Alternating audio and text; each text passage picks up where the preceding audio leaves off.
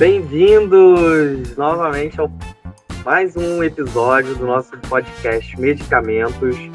No episódio de hoje, nós vamos discutir um pouco sobre as qualidades de informação encontrada no YouTube, essa rede social que acho que praticamente está no mundo todo, né? Talvez seja a maior rede social em tempo gasto e visualizações, né? E as principais características, os riscos associados a obter informações sobre medicamentos através dessa e de outras redes sociais. Para isso, nós vamos chamar a minha colega querida, professora doutora Tainá Pinheiro, doutora em Ciências Aplicadas à Produto de Saúde pela UF, mestre em Administração e Gestão da Assistência Farmacêutica também pela Universidade Federal Fluminense. E atualmente ela recém-possada, né, como professora. Parabéns novamente. Do Instituto de Ciências Biológicas da Universidade Federal Rural, no Rio de Janeiro. Tudo bom, Tainá? Com quanto tempo? Oi, gente, tudo bom? Bom filho a casa torna, né? Obrigada pelo convite, Bruno. É uma satisfação estar aqui falando com vocês, ainda mais falando sobre a pesquisa de doutorado, nessa casa que me recebeu tão bem. Vamos falar bastante sobre a internet hoje. Vamos que vamos.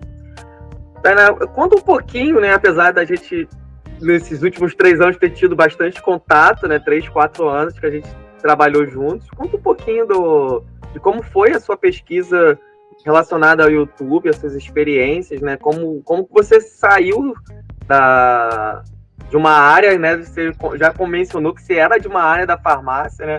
E o curso de farmácia proporciona isso, de você ter diversas áreas com que você possa trabalhar ao longo da sua vida acadêmica e profissional. E hoje você trabalhando com informação sobre medicamentos, informação sobre saúde nas redes sociais. Conta para mim como foi isso aí. Bem, né? Eu trabalhava na atenção primária de saúde, então acaba que tem uma relação, né? Porque na atenção primária a gente acaba ouvindo um pouquinho, naquela fila que a gente quer dispensar medicamento, a gente acaba ouvindo um pouquinho das conversas e as pessoas trazem pra gente também as dúvidas daquilo que vem na internet, né? Então, a gente precisa desmistificar aquilo que foi visto. E eu percebia que muitas vezes acabava que a gente, mesmo sendo profissional, não conseguia ter aquela mesma linguagem, não conseguia alcançar aquela pessoa que via a gente mensalmente, mas que olhava ali um vídeo no YouTube, um vídeo no Instagram, um vídeo que foi recebido pelo WhatsApp de alguém que nunca viu na vida. E essa pessoa, às vezes, tinha mais credibilidade que a gente. Então, dava, né, que angústia. E aí eu encontrei, né, desde o mestrado, encontrei a minha orientadora maravilhosa, a Selma, que já trabalhava com isso, e no doutorado a gente decidiu mudar, né? A pesquisa que eu fiz no mestrado não é por esse caminho da internet, mas no doutorado eu resolvi mudar, eu disse para ela, eu quero trabalhar com internet. Só que aí a gente foi além, né? As pesquisas eram muito quantitativas e eu falei, eu quero fazer uma quali, eu quero fazer uma pesquisa qualitativa, que aí vai mais para uma análise temática, uma análise de discurso, do que esses vídeos, do que essas postagens traziam. Então, a gente foi um pouquinho além daquilo que a gente já fazia em termos de pesquisa na internet. Maravilha, maravilha. Então, mas você trabalhou, o tema mesmo do seu doutorado foi? O tratamento de espinhas nos vídeos do YouTube, né? Até o título da tese é esse, como eu acabei com as minhas espinhas. E aí a gente fez um compilado de vídeos do YouTube e essa análise qualitativa, uma análise temática do que esses locutores traziam pra gente. Entendi. Essa condição da acne, né, ela está muito associada a um público em específico, né? Claro que ela pode acontecer em diversos momentos da sua vida, mas ela está associada a um público específico, talvez o infanto-juvenil, né? E esse público, ao acessar informações no YouTube ou em outras redes sociais, né? como que você acha que os divulgadores científicos, as pessoas que trabalham com informação sobre medicamentos, nesse caso mais específico, pode fazer para poder alcançar de forma assertiva, eficaz, com informações de qualidade, esse público que esteja procurando tratar uma determinada condição ou apenas pesquisando sobre um determinado medicamento ou uma condição de saúde? Isso é uma pergunta interessantíssima. Grande, né? Mas é interessante porque realmente a acne, ela atende um público ali de 10 a 19 anos, ela comete esse público, né, de 10 a 19 anos, mais ou menos, mas a gente encontra especialmente em mulheres idades um pouco mais avançadas que isso, por conta de outros problemas hormonais, como a síndrome do ovário policístico. Na minha pesquisa, por exemplo, eu não encontrei nenhum adolescente falando para outros adolescentes, mas certamente pelas evidências que a gente tem, os adolescentes buscam nas redes sociais, né, esse tipo de informação. Então, a gente tem aí a pesquisa T-Kids, que traz para a gente relatos de ali até 30% dos adolescentes pesquisando em redes sociais sobre saúde, não especificamente sobre acne, mas sobre saúde. E o que eu encontrei na pesquisa, e que eu acredito que pode se relacionar aos adolescentes, aos jovens, como estratégia, é o relato de experiência. É você tentar trazer a sua experiência para mostrar o que você passou para os outros e tentar fazer com que aquele seguidor, aquela pessoa que está assistindo, se relacione à sua experiência. E assim você cria um vínculo, sabe? Você cria uma comunidade. Então, o YouTube, no início, ele era apenas uma plataforma de vídeos, se a gente for pensar. Mas ele criou espaços de comentários, espaços de curtida, de descurtida, se você não gostar. E ele criou esse espaço de comunidade onde você pode interagir com o seu público. Então, ali as pessoas desenvolvem muitos momentos de troca, de experiência, o que funcionou para um, o que funcionou para outro. E assim, essa palavra vai sendo passada. Né? Isso, tretas. Treta, né? E aí a palavra vai sendo passada e quanto maior for essa interação, o algoritmo leva para mais pessoas essa informação. Entendi. Então, na sua experiência, você acha que é necessário nós diminuirmos esse gap, essa diferença entre os divulgadores científicos, a academia, aproximando os dois públicos, né? Tornando mais próximos dos dois públicos. Você acha que isso é possível? Eu não só acho que é possível, né? Como acho que a gente tem trabalhado para tentar fazer isso. E aí, se a gente for falar dessa questão da academia, tem múltiplos fatores e que a gente tem muito mais dificuldade de acessar esse público do que um influencer, por exemplo, do que uma pessoa que criou um conteúdo qualquer que seja, né? A gente primeiro precisa pensar que por mais que essa estratégia de criar um vínculo seja uma estratégia importante, mas tem outras coisas por trás. Eu tenho que saber como o algoritmo da plataforma que eu estou usando funciona. Eu tenho que usar palavras-chave para que aquela postagem seja entendida pelo algoritmo como relevante. Tem o uso de música, que também pode auxiliar. E, às vezes, tem o próprio patrocínio, né? Que você pode fazer ali, turbine a sua publicação. Tem algumas plataformas que disponibilizam essa possibilidade. Que são algumas estratégias que a gente, enquanto universidade, não pode usar. Até pelo bom senso. Então, imagina eu fazer, né, uma postagem falando sobre câncer com uma dancinha. Isso não é uma postura que a universidade, por exemplo, pode tomar, mas que certamente favorece que o algoritmo entenda que ele engajamento, como né? relevante. Coisas que favorecem engajamento, né? Discussões, né? Brigas, né? Exatamente. Além da questão financeira, a gente sabe que para a gente desenvolver um projeto como um projeto de extensão, a gente precisa de recursos, a gente precisa de material, a gente precisa de pessoas. Então, a gente tem, talvez, um pouco mais de dificuldade pra gente não é só sentar na frente da câmera e gravar um vídeo ou fazer um post carrossel simplesmente com as informações que vieram da nossa cabeça. A gente precisa de referências, de pesquisa, né? Então, a gente sabe que tem uma demanda importante para um post nosso chegar lá na rede social, né? Então, eu acho que tem esse ponto, mas a gente também começou a entender que a universidade precisa dar esse retorno para a população. E que para isso a gente precisa trazer o que a gente aprende diariamente numa linguagem às vezes acessível, mais simples. A gente precisou desenvolver ferramentas para isso. Então eu acho que a gente vem trabalhando bem nessa perspectiva de tentar aproximar a universidade da população, mas óbvio que a gente ainda tem algumas barreiras que precisam ser ultrapassadas aí. Entendi, muito bem. E a gente está falando sobre o YouTube, mas nós sabemos que existem diversas redes, né? Cada uma com características e peculiaridades e interesses até mesmo diferentes entre si.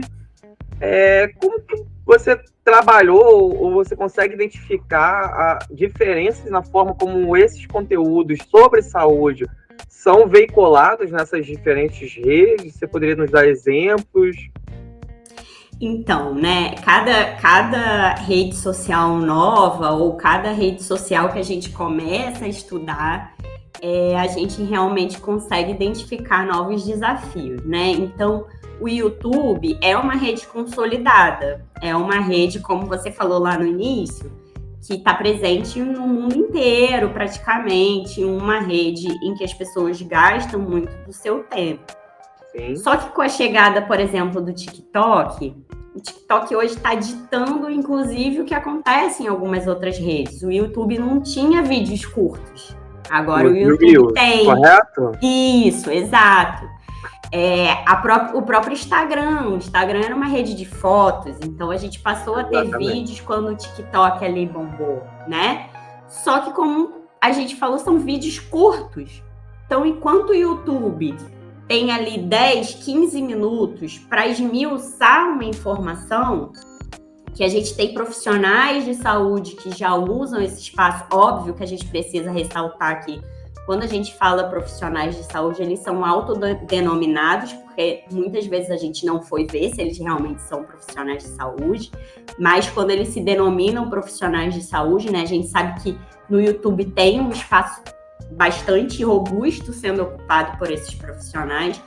No TikTok, não necessariamente, dependendo do tema que você for pesquisar. O TikTok é uma rede ali que, por mais que tenha aumentado um pouco o seu tempo de postagem, né? Então, hoje você tem vídeo, se eu não me engano, até 3 minutos. Mas o que você consegue falar de informação em 3 minutos, né? Então, a gente tem uma redução aí de quantidade de informação e também uma redução na postura de quem assiste. Porque se você fizer um vídeo maior, o número de visualizações cai. Se você for olhar o tempo que a pessoa assistiu do vídeo, a média de tempo que a pessoa assistiu do vídeo é pequena, então ela não assistiu a informação toda. Como é que a gente vai resumir 10 minutos de informação em 3? Então a informação fica entrecortada, a pessoa não assiste integralmente. Às vezes são vídeos no TikTok, por exemplo, que só trazem imagens. Qual vai ser a interpretação disso pelo seguidor, né? Como esse seguidor que recebeu essa informação vai repassar essa informação a partir da interpretação dele. Então a gente acaba não tendo, a verdade é que a gente acaba não tendo muito controle sobre o que vai acontecer a partir dali. Isso dificulta muito o nosso trabalho. Imagina, né? E com a perspectiva de novas redes surgirem futuramente, né? Sim, a gente sabe que isso vai mudando conforme a necessidade das pessoas, a necessidade, entendido como necessidade, né? Porque de rede social, na verdade, ninguém tem essa necessidade. A gente deveria até sair um pouquinho mais delas, né? mas elas vão sendo criadas, renovando aí uma expectativa. Algumas funcionam por um tempo e acabam, como foi o caso do Snapchat. Eu acho que ele até existe ainda, mas não é tanto utilizado. Outras vão passando por gerações, como o Facebook, que hoje é muito mais povoado por uma faixa etária mais velha, né, mais idosa. O Instagram está caminhando para isso e em algum momento o TikTok também, né? Mas elas estão persistindo. Então a gente tem rede social aí para todos os gostos. Inclusive, uma coisa que é importante a gente ressaltar aqui, que a gente tem vários estudos já abordando a qualidade da informação nessas redes sociais. Então, por exemplo, o YouTube, muitas vezes por ter esse espaço maior, por ser povoado pelos profissionais de saúde, a gente tem uma qualidade da informação melhor. Não quer dizer que é perfeita. A gente ainda precisa de senso crítico ali para avaliar o que a gente está recebendo de informação.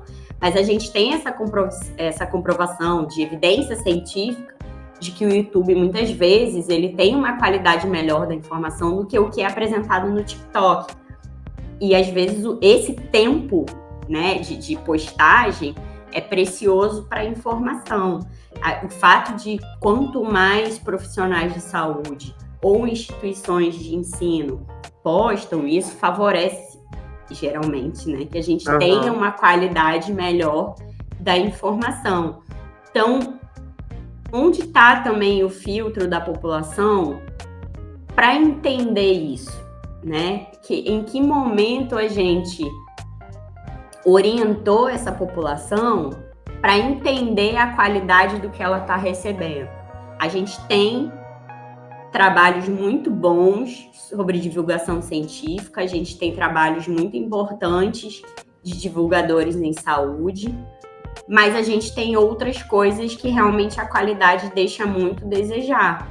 Então, a gente precisa tomar cuidado com essa situação, né? A gente tem muitos trabalhos, inclusive do nosso grupo de pesquisa, né, que trazem essa informação de qualidade. A gente viveu isso muito na pandemia. Tudo estava acontecendo muito rápido, né? As informações vinham diariamente, mudavam diariamente, e a gente conseguiu, inclusive, detectar durante a pandemia que nos próprios vídeos do YouTube sobre cloroquina, hidroxicloroquina, a gente tinha uma qualidade de informação bem abaixo do esperado.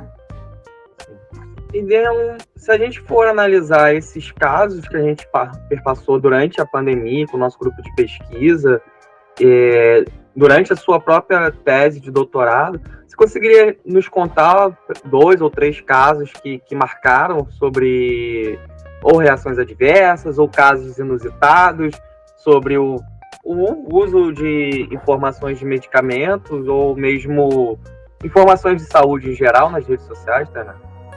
Então, Bruno, em relação aos casos, tem vários que chamam muito atenção, né? Tanto por conta da informação equivocada, quanto por conta do estímulo aí, por vezes, da automedicação, mesmo que não tenha sido a intenção da pessoa, né? Então, um dos que me chamou muito a atenção foi uma locutora relatando que o problema de acne dela era tão complicado que tinha sido prescrito um medicamento que era utilizado, inclusive, para tratamento de HIV.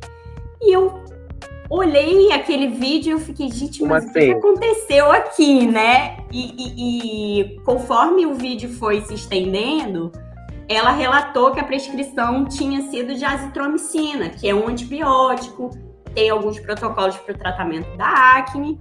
E eu tentei, na minha mente, elaborar como é que ela tinha chegado à azitromicina, tratamento de HIV. E eu suspeito, é uma suspeita minha, que foi prescrito em forma de sigla, AZT. E quando essa pessoa foi para a internet, ela identificou, né, que esse AZT, que realmente existe, era um dos medicamentos para tratamento de HIV, mas que nada tem a ver com acne. Mas imagino eu que quando ela chegou no Google, foi o que apareceu para ela no momento que ela fez a pesquisa.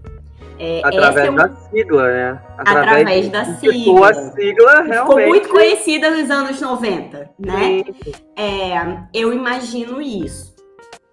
E isso é um ponto importante, por mais que a azitromicina exista um protocolo, ele sendo um antibiótico, a gente sabe que quando você vai adquirir esse medicamento, tem que obrigatoriamente ter prescrição médica, pode fazer aí, fornecer informações suficientes para uma tentativa de automedicação. Então, são situações que, por mais inocentes que pareçam, elas podem gerar um problema para a nossa saúde pública. O outro que me chamou muita atenção foi uma receita caseira, porque na internet tem receita caseira para tudo. Então, a locutora trazia aí o relato de uso de 20 comprimidos de AS infantil, eu falei a marca, ácido acetil salicílico infantil, dentro de um frasco de leite de colônia. Esse não tem como eu desfazer a marca. Não, calma aí, não. Repete. Deixa eu trabalhar isso comigo. Como é que Vamos lá, né? Não é receita pra ninguém, tá, gente? Não estou dando receita, estou relatando a situação. Não façam isso em casa. A pessoa colocava 20 comprimidos de ácido acetil salicílico infantil dentro do frasco de leite de colônia, deixava derreter e depois ela passava com um cotonete nas lesões. E aí, eu, na minha mente de farmacêutico, pensando a pele das pessoas queimando o uso de um ácido. Meu Deus! E aí falta, né, aquela informação de... Primeiro, não faço isso em casa, porque não tem, gente, nenhuma indicação de que isso funciona. Mas algumas informações que, se isso fosse possível, se esse tratamento fosse o tratamento possível, um profissional poderia dar, de uso de protetor solar, de utilizar à noite para não entrar em contato com luz do sol, mas assim, não usem, tá? Pelo amor de Deus, não é uma receita comprovada cientificamente. E eu acho que a terceira foi aí eu imagino que era jovem, uma adolescente jovem, que acabou de sair da adolescência, e ela relatava que ela teve um problema muito forte de acne, que uma professora indicou uma pomada, e essa pomada também tinha um antibiótico, e ela tinha conseguido comprar essa pomada com um farmacêutico, porque ela explicou a situação dela e o farmacêutico tinha entendido, então ela comprava sem receita, e eu repudio veementemente se realmente foi o profissional, né? Mas a gente tem que lembrar que esse também é um relato, então a gente não sabe se era o farmacêutico mesmo, a gente não tem a validação disso, e chega um ponto que a pomada não funciona mais e ela se automedica com anticoncepcional e desenvolve uma trombose. Um caso grave, né? Um caso grave, que ela, no momento do vídeo, ainda estava tratando. Caramba. E, assim, a impressão que dava é que, apesar de ser grave, que ela ainda estava tratando, a acne incomodava muito mais do que a trombose.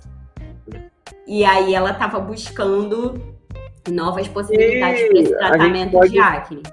O que a gente pode fazer, inclusive, um link com essa pressão social que existe, né, principalmente do brasileiro e das mulheres, de estarem sempre perfeitos, de buscarem corpos perfeitos, de tratamentos estéticos questionáveis, né, não indicados, profissionais questionáveis. Recentemente a gente teve esse caso aí do fenol, né, não sei se você está a par, né, infelizmente a pessoa faleceu, né, e tomem cuidado na hora de buscar isso. Ninguém tá falando para não se cuidar, mas tomem cuidado. Mas com fonte de informação adequada, com evidência científica, né? E eu acho que é importante você colocar isso, porque foi um dos pontos que eu indiquei na tese. As redes sociais, elas pressionam muito mais, tem essa cobrança, porque você tá ali todo dia passando vídeos e fotos que mostram situações perfeitas, imagens perfeitas, só que essas imagens vêm através de filtros, vêm através de um recorte da vida de alguém. Ninguém vai postar coisa triste, até tem, mas a maioria das pessoas não posta coisa triste, não mostra o momento que você tá descabelado, que você tá cheio de olheira. E se postar, vai colocar um filtro para não aparecer dessa maneira, né? Eu cheguei ao ponto de ver, e aí fora dos medicamentos, o relato de uma das meninas que estava tão desesperada com a acne que ela passou produto de alisar cabelo no rosto e provocou uma queimadura. Só que como descamava, ela achava que estava funcionando, porque a pele descamava e vinha uma pele nova. Então, ela relata isso, que ela percebeu que ela estava beirando o extremo, né, de fazer coisas indevidas que causavam dano a ela por conta de uma aparência. Isso é um relato forte que eu encontrei na tese, que me chamou muita atenção. Eu falei, eu tenho que falar um pouco sobre essa pressão de ter uma aparência bonita, né, de ter muito porque a gente tem que mostrar na rede social. E aí a gente tem que tomar cuidado sempre, não só pelas informações em saúde que a gente recebe, a gente precisa ter senso crítico, mas também de entender que a rede social, independente qual seja, é um recorte da vida de alguém. Não significa dizer que em 24 horas a pessoa vai estar daquela maneira. A gente precisa entender isso e começar a trabalhar isso na gente para não se comparar, para não chegar ao ponto de cometer danos, de causar danos à nossa saúde por conta de uma aparência física, né? É um ponto muito importante que a gente acabou tocando aqui na nossa conversa, né? Que eu acho que se puder, a gente pode criar um podcast, mais um episódio só disso, porque realmente já temos alguns artigos falando sobre o quanto essa busca é prejudicial para a saúde mental das pessoas, né? E pode se tornar, através de atos, né, prejudicial também para o corpo, a saúde física da pessoa, como esses casos que você relatou aí. Na sua opinião, uma pergunta que eu costumo fazer, como que a gente pode diminuir ações práticas de como diminuir, de como falar diretamente com esse público que está buscando um tratamento, está buscando um alívio para determinada condição, seja ela estética ou mesmo de saúde? Como que a academia, como que a universidade ela pode promover formas eficazes de ter uma relação mais íntima com esse público? Então, Bruno, eu vou trazer até uma frase que eu ouvi no dia que eu recebi o meu resultado do concurso, que a professora da banca disse assim para mim, seja bem-vinda e faça o seu trabalho com excelência, porque nós somos pagos, nós somos bancados com dinheiro de uma população que talvez nunca consiga entrar por essas portas, né, da universidade. E isso me trouxe a reflexão de que se essa população não vai conseguir entrar, eu tenho que chegar na população. Eu acho que a universidade ela tem uma ferramenta maravilhosa que é a extensão universitária. Então, a gente tem que desenvolver projetos de extensão que consigam ir até essas pessoas. A gente tem a internet é um modo excelente da gente tentar alcançar aquela população que a gente não consegue chegar com as nossas próprias pernas. Mas eu acho que a gente estar em locais como escolas, locais como núcleos de idoso, maternidades, hospitais, unidades básicas de saúde, onde a gente tenha um alcance importante da população, ajuda muito a população a entender o que a universidade faz.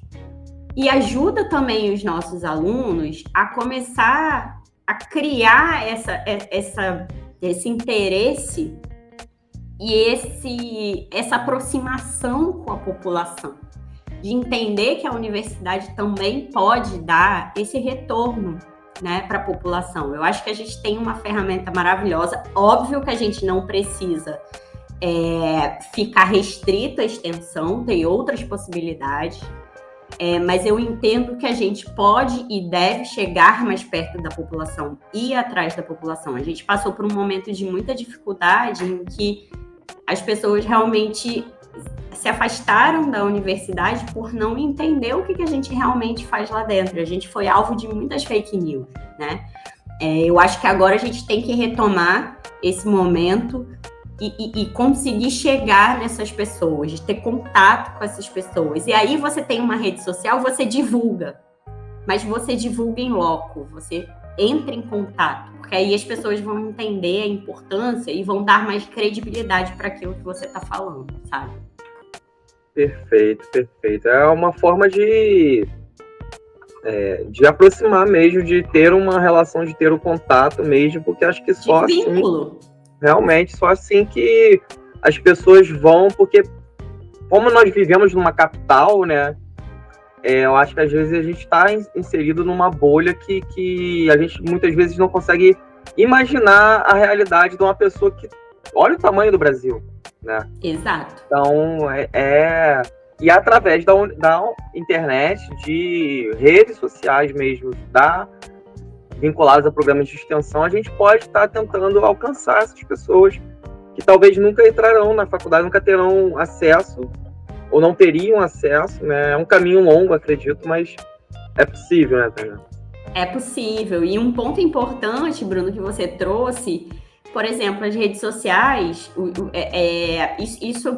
eu tenho visto em alguns trabalhos que é muito comum. Um perfil que você crie de saúde, da universidade pelo menos, em geral ele chama atenção muito mais de mulheres do que homens. Então, como é que eu vou chegar nesses homens, né? Como é que eu vou falar sobre saúde para esses homens? A gente precisa ir lá, onde eles estão. O próprio perfil da gente do Ceatrim é 70%, 75%. No artigo que a gente está trabalhando, ele menciona sobre isso, né? Que muito mais é uma tendência das mulheres se cuidarem mais, né? Procurarem mais informação, no mínimo procurarem estarem mais antenadas, no mínimo estarem mais antenadas a informação sobre saúde de um modo geral, né? Exato. Então a gente deixaria uma parte da população, uma parte importante da população de fora, que talvez só um trabalho mais em loco consiga alcançar. Sim, interessante esse ponto de vista. Talvez um perfil voltado, não sei. Caso a se pensar. Tainá, qual seria um conselho que é muito comum, pelo menos, não sei se você pode concordar comigo ou não, mas muito comum a gente encontrar na internet anúncios, propagandas de medicamentos, ou então sempre teve, não sei, era uma expressão que a gente ouvia antes mesmo de sonhar em ser farmacêutico, é um santo remédio, né? É tiro e queda, né? E muitas vezes a gente identifica medicamentos, remédios, né?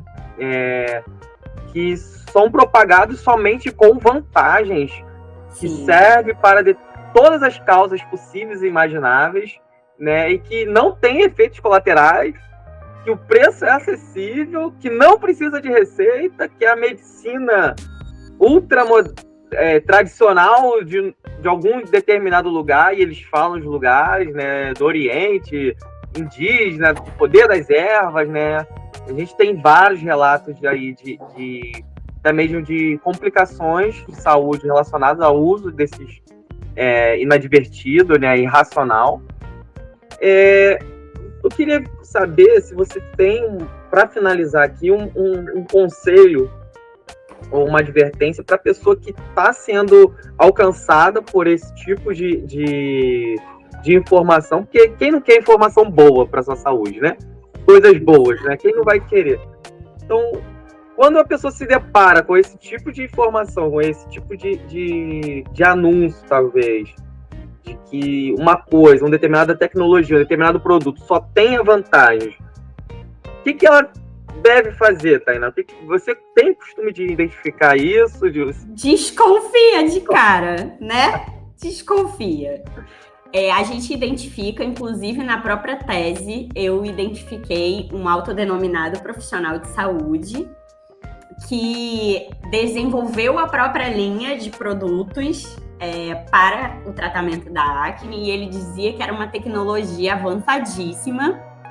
E aí, óbvio, a curiosa que eu sou, eu fui lá no site dele ver o que era tecnologia avançadíssima, e eram dermocosméticos à base de peróxido de benzoíla, que já é utilizado para tratamento de acne há 1 milhão de anos, né, gente? Sim. Então, isso acontece com muita frequência, até porque a gente tem esse limbo de, apesar da propaganda, né, ter uma regulação, na internet a gente tem esse limbo de responsabilização das plataformas, do que pode e o que não pode. Essa propaganda muitas vezes é uma propaganda velada, você não entende se realmente é uma que a gente chama de publi. Os influencers falam muito sobre aquilo que eles usam, sobre como é maravilhoso, e muitas vezes aquilo não está identificado como publicidade, né? Então a gente tem um pouco desse limbo aí na internet, mas eu acredito que o ideal é sempre você ter senso crítico sobre aquilo que você está recebendo, e de preferência consultar um profissional de saúde, né? Exato. Quando você precisa utilizar alguma coisa, e aí eu entro em todas as vertentes: vitamina, suplemento, dermocosmético, medicamento. O ideal é você sempre consultar um profissional de saúde e desconfiar dessas questões, dessas pessoas que prometem mundos e fundos, né? A gente sabe que tem um medicamento, por exemplo, sempre tem riscos no seu uso, sempre pode ocorrer, né? Tem o risco de ocorrência de reações adversas. A gente sabe que cada corpo é um corpo, vai reagir de uma maneira diferente ao outro sobre aquela substância que ele está utilizando. Então é preciso ter muito cuidado, principalmente com essas promessas de que resolve tudo, que trata do A ao Z, né? Que trata todo tipo de condição física. Eu acho que a gente tem que sempre ter bom senso e desconfiar dessas promessas muito só tem coisas boas para você, né? E pesquisar sempre em boas fontes de referência e consultar profissionais de saúde é de extrema importância.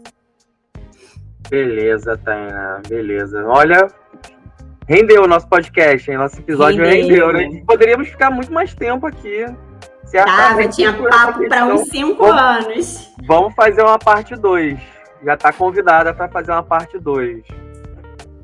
Vamos sim, eu agradeço o convite, sempre que vocês precisarem estou à disposição aqui para falar. E que bom espero que todo mundo goste, né? Que bom que você gostou, que a gente tem papo aí para um segundo episódio. Espero que todo mundo goste. Muito obrigada pela recepção. Agradecemos, até o próximo episódio, gente. Tchau, tchau. Tchau.